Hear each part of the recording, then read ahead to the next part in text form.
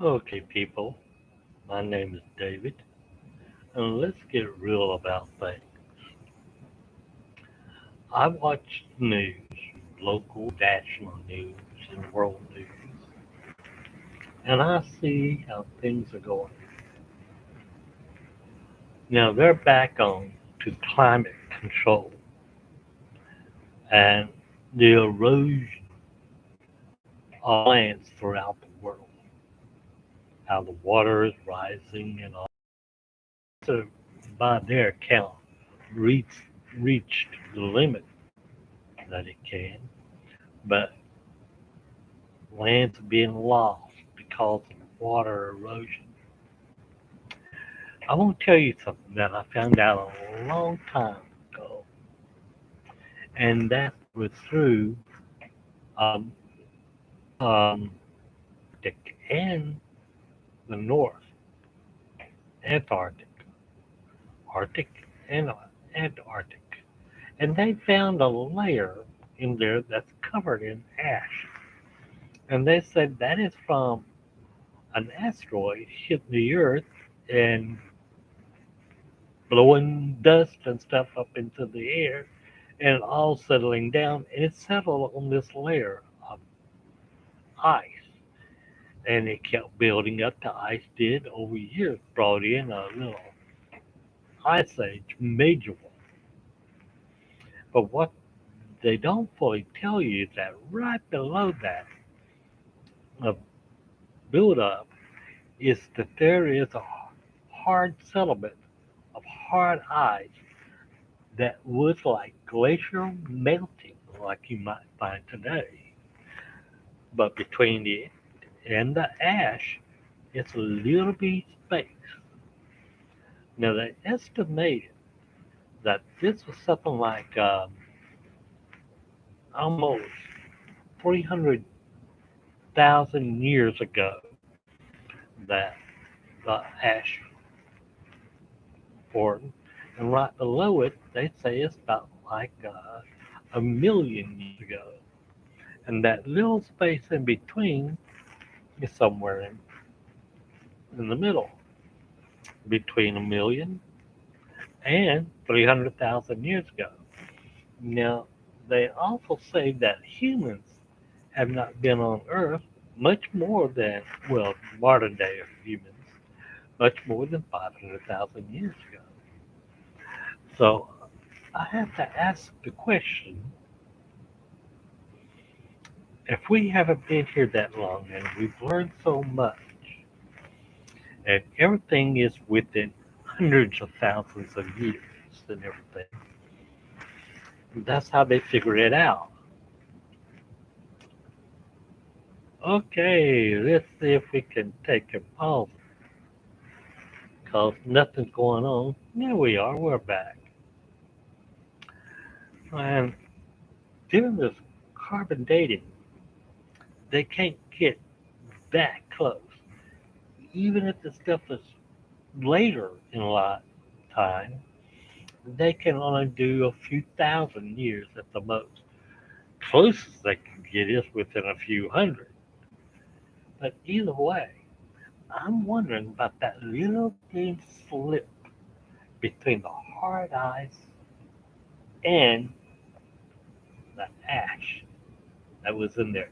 If they figure this out also by digging into the earth, they can see this ash, especially in North America. But below the ash, there it is again. It's that little sliver, that little bitty thin layer that's before all the ash. What is that? Well, they have a hard time figuring that out because to them it's just trash. Well, if you're a detective anywhere in the world, how do you figure something out? You go through the trash to find out. That's what these people have not done. But they go below that because it's got more stable isocarbons to it to where they can figure it out. Up above it's more stable isocarbons. They can figure it out. But that little bitty sliver, what is that? They can't figure that out. Now, there's things you have to wonder about with all this climate talk and everything. If we did not play a factor to it, what would it be like? Well, they say it would be different. We wouldn't be worried about ice melt and things like that.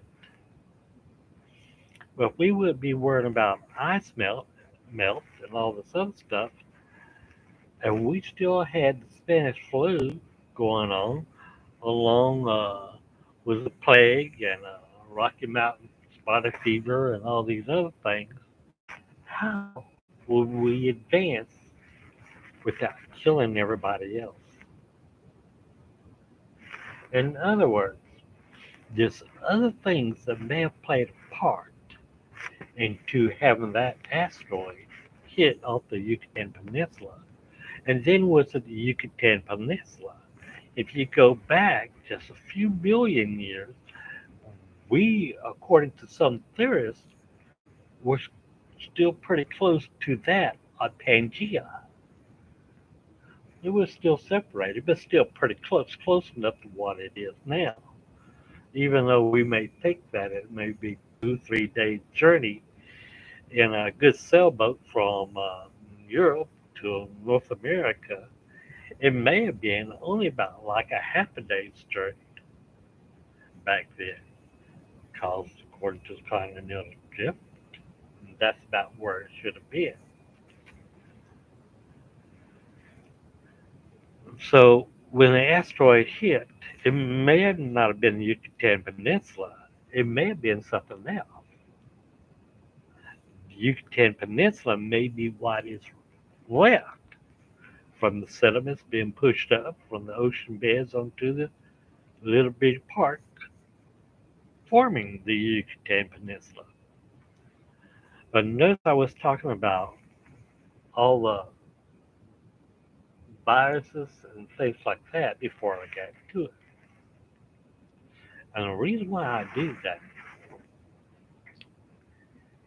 is that we don't know all the stuff that's in that ice. As it melts, there's lots of greenhouse gases being released. There are lots of viruses, bacteria that's being released. Each and every year, the Earth grows by at least 3 tons in weight just because of the micro meteors hitting the Earth. And you say, well, that ain't nothing. But on those micro meteors that's hitting the Earth, there could be millions, billions of things that's on them that could be released into the air that can kill us all. Viruses, you'd like to think that man created SARS and COVID-19 that's going around right now. All the other things after SARS and COVID-19 are just variants. And you think, well, somebody in a lab, maybe. Well, it's already been determined that it was transferred from wild animals, and that's how we get it. And you say because of wild excrements and stuff like that that's coming from the animals. Well, if it's coming from the animals, how did they get into them for it to become what it is? Could it be that they may have sucked up some type of micrometeor virus or bacteria that changed all that?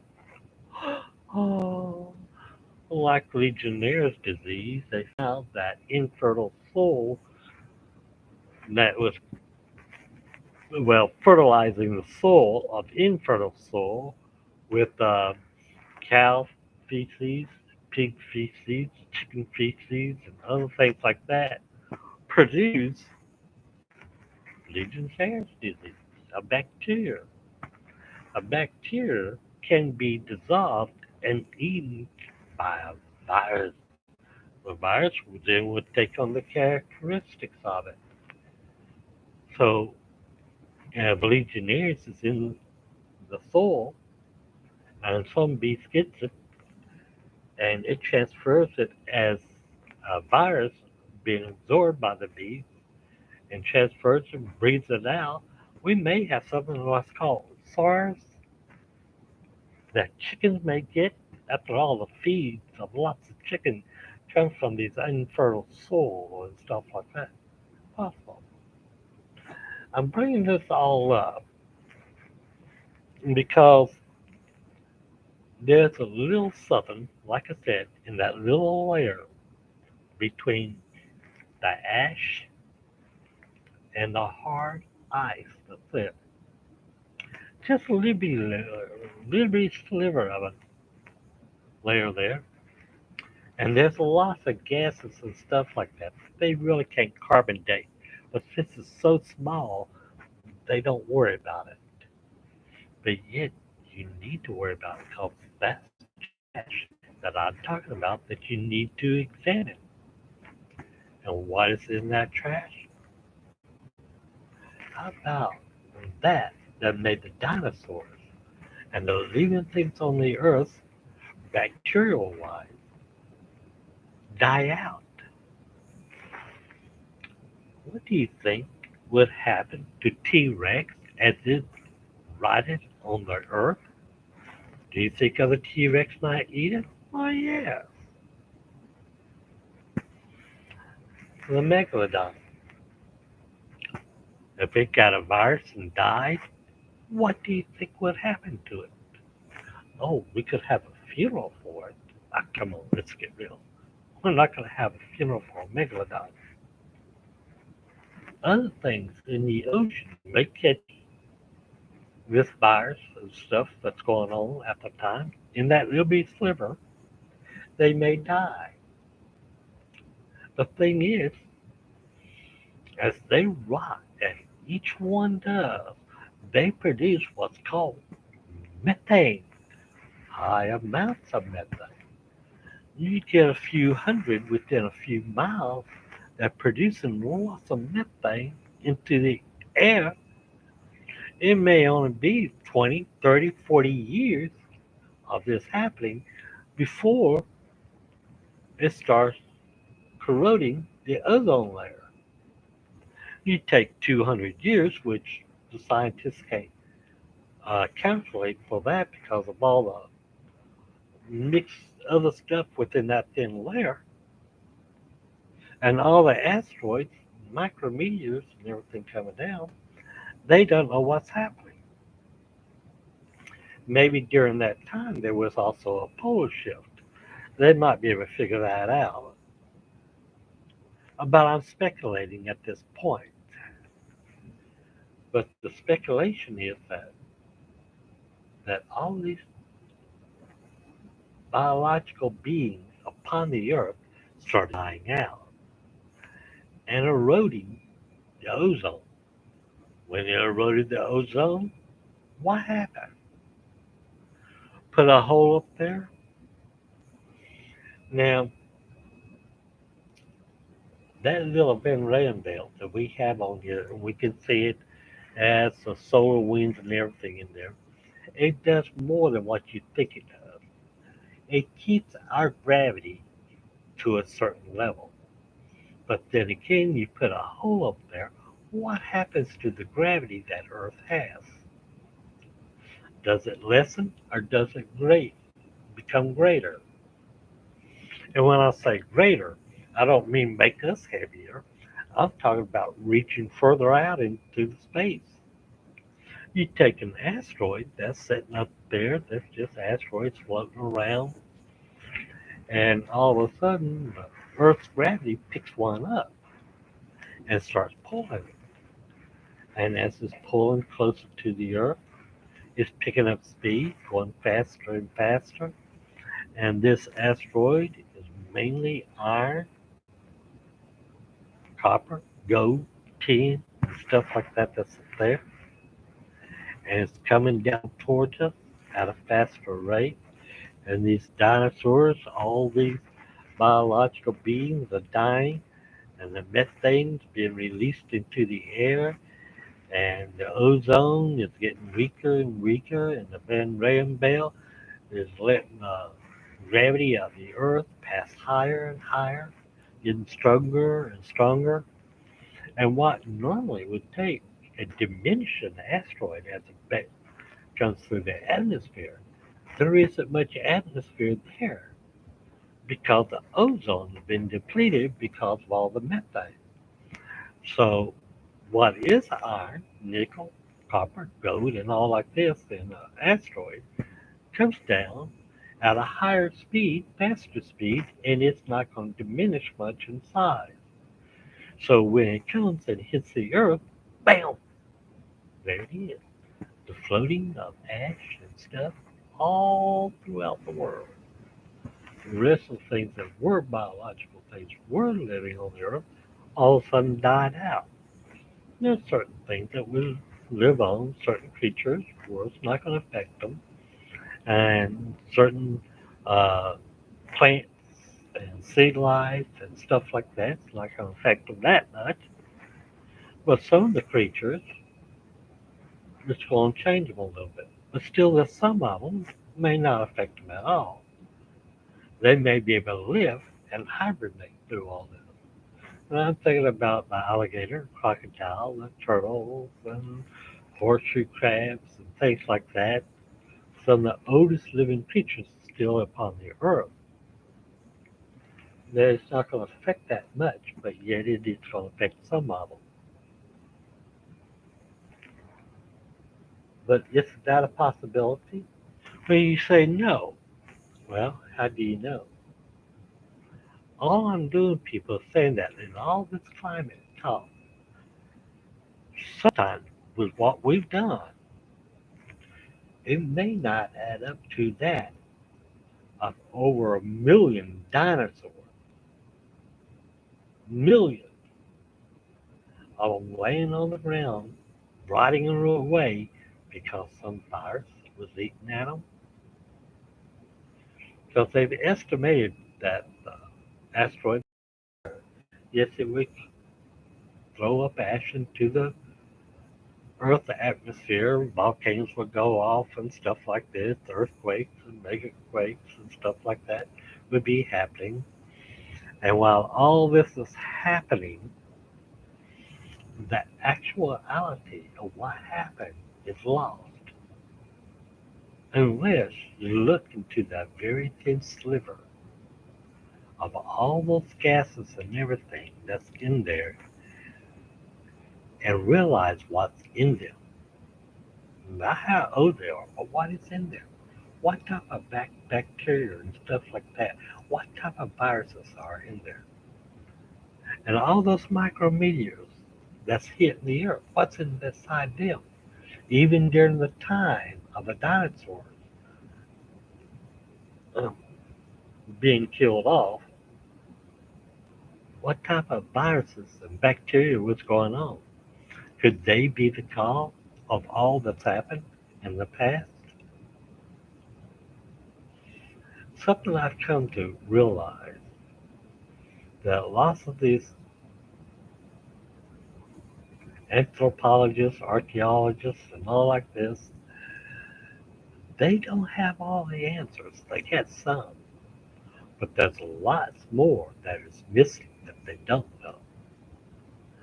Like the theory of Pangea. That has not been proven yet, but yet everybody likes to go on to the thought of that. Well, just of what I'm talking about, a part of that, just as much as anything else. Pangea is real. Geology reports from one continent to another has already put the continents back together, even though it's just theories that this is how it's happened. It's still pretty much not just a theory but a fact. Played with the idea that there's multi-universes out there. Did the asteroid play to the others? Yeah, I want to go for right now. Everything seems to be messing up here. Nobody wants to talk to me. But anyway, y'all have a good one. And think about what I'm saying. The ocean levels are rising because of climate conditions. But all I'm saying is that with or without our help, the Earth may have been going to go through this anyway. And what? We sped it up by a few hundred years. Few hundred is micro, just a little bit of time compared to how over 4 billion years old the Earth is. Thank you for listening to me. Bye bye.